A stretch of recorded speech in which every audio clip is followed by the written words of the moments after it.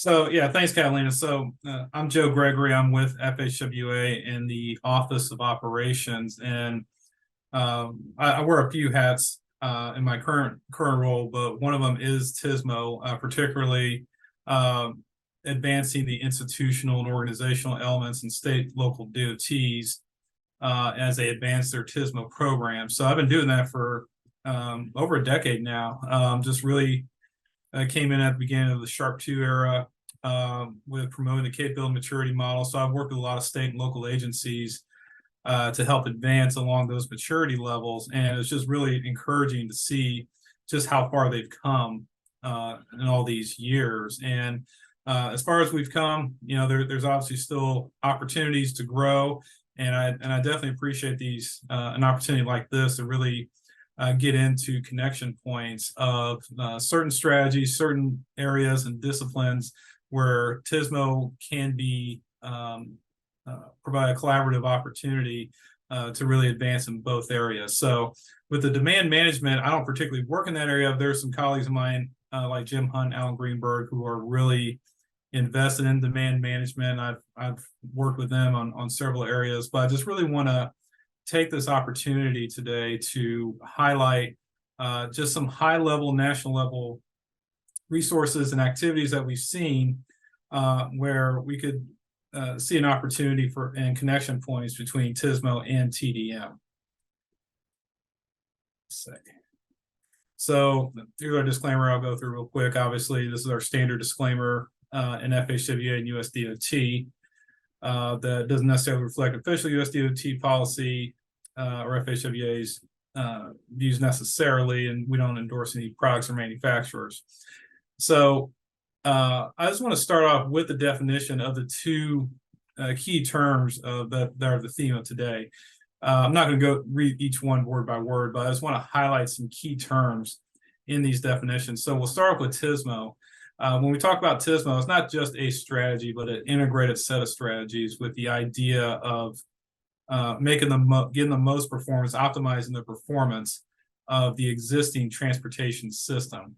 And it's not just in the highway realm. So no, I'm in federal highways, but we try to incorporate all the available modes, transit, bike, ped, as an example. So that's why we focus on the multimodal, intermodal aspects. And then also we're looking at across jurisdictional systems, services, projects. So it's not just, deploy one project and be done with it, but ongoing support for various services and systems as well.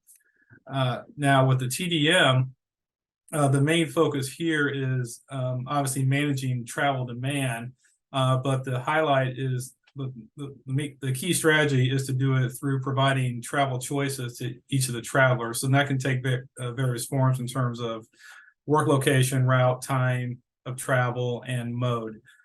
So that's what we want to hit on here to help and just say, okay, where do these overlaps occur? Where these opportunities for collaboration occur between the two? Now, with TSMO, just starting on that end, obviously TSMO is very interdisciplinary in that it can achieve multiple goals, even outside of congestion and safety and reliability, although that's the key objectives here, but also in air quality, emissions, economic vitality, quality of life, best use of fuel, as an example. So it has broad implications in terms of advancing TSMO. And there's a lot of TSMO strategies that are available. This list here is not obviously all inclusive, but that's just to give you a sense for what we're talking about when we mean TSMO. So some of these categories you could, or some of these strategies you can lump into a category where it focuses on addressing non-recurrent events, road weather management, planned special events, work zones, incident management. Some can be more addressing recurring congestion, like typical day-to-day conditions that do fluctuate as a result of either incidents or fluctuations in demand. So we talk about traffic demand strategies like freeway management, active traffic management, ICM, integrated corridor management, arterial management, freight management. And but obviously the focus here that we want to talk about today is demand management. And when we talk about demand management, we're talking about again, providing travelers with different choices in terms of trips, and maybe in some cases even avoiding trips altogether. But obviously, if they can't avoid it, perhaps we can look at changing the mode, the timing, the route of the trips. So when we do that, that can decrease the likelihood of non-recurring congestion, and then ultimately improve travel time reliability. So when we start talking about demand management strategies, we're obviously looking at congestion pricing.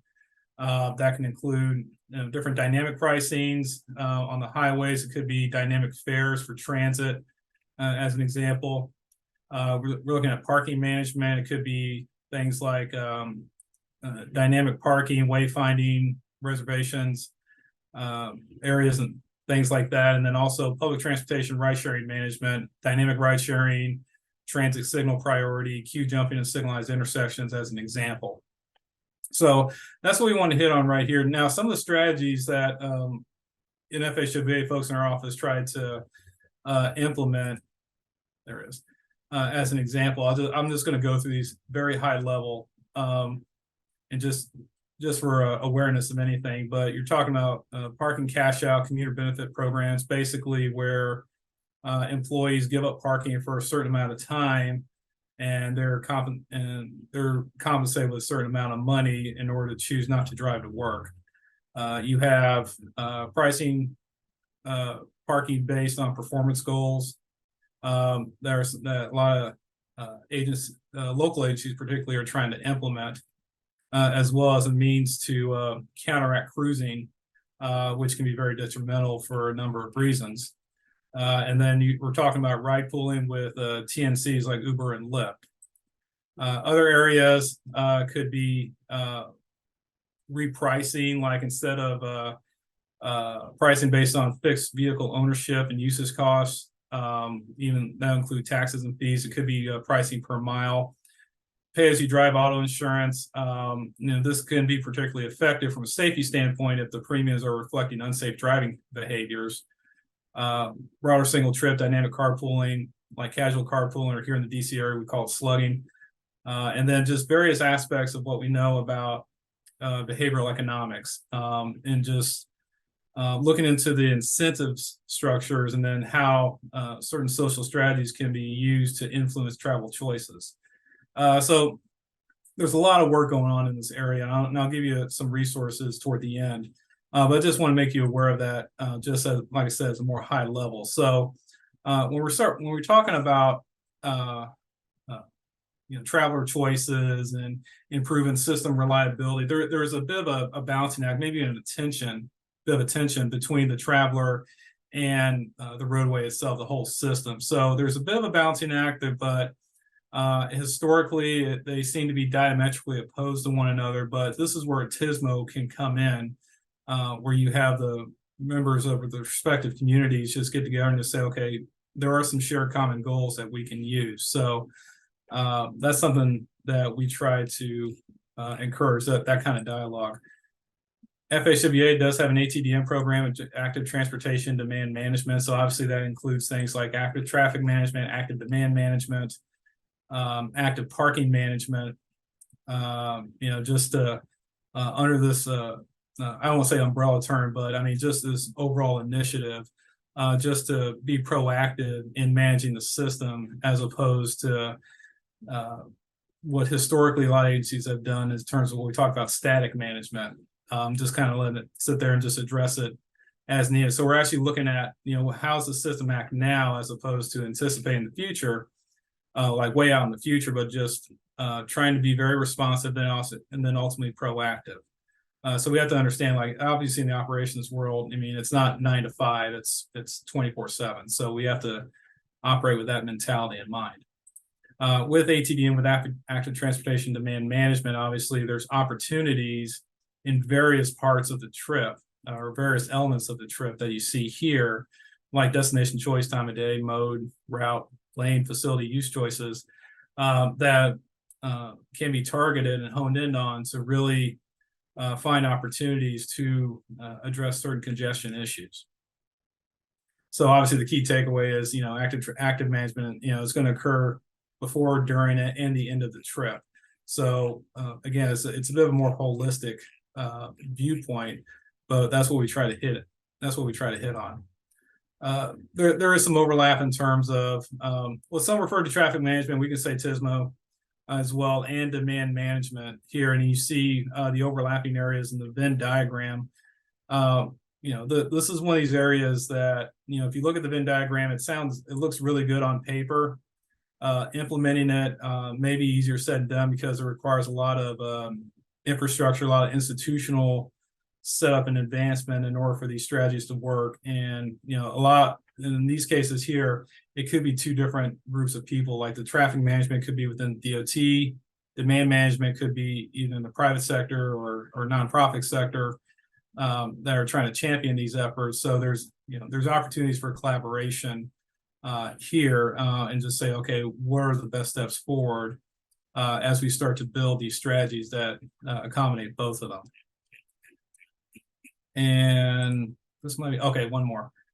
So here, what we try to look at is new opportunities, new possibilities to enhance, to improve travel time reliability with TDM and TSMO strategies. This chart right here it came from one of our publications, but it hits the idea of how, traditionally we may have responded to certain non-recurrent events, like I said, work zone weather incidents, planned special events, even just congestion in general. And when you incorporate TDM strategies, okay, it adds a few more tools to the toolbox and just more options that a lot of agencies can consider. So it broadens the horizons, it expands opportunities when you start to advance, again, your TSMO toolbox, your overall TSMO program. So yeah, this last slide. So I just want to highlight some FHWA resources before I'm done talking. We have a few websites that deals with what TSMO is, how does it relate to demand management. Our ATDM website, we even have a capability maturity model for active demand management. If you're interested in taking a look at that and to see if there's opportunities to mature in that area. And you see here on the right, there's just various publications that are available on our website that really hone in either on TSMO, on demand management, or the intersection of the two. So I encourage you to check that out when you get a chance. But again, my goal here is just to present a high-level overview of what we're looking at nationally and what we're trying to encourage nationally as well. So with that, I will say thank you and just stop sharing my screen, and I will turn it back over to Catalina.